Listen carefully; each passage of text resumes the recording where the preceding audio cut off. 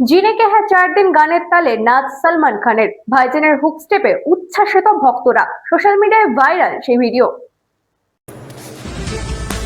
সলমান খানের নাচ মানে উচ্ছ্বাস।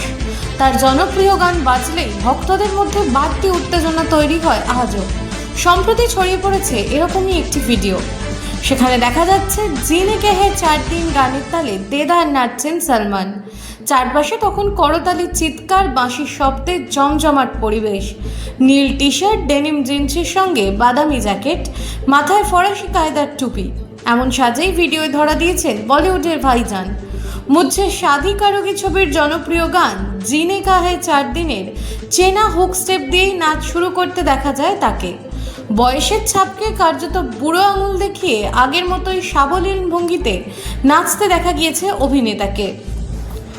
ব্যুরো রিপোর্ট, রাত দিন নিউজ নেটওয়ার্ক।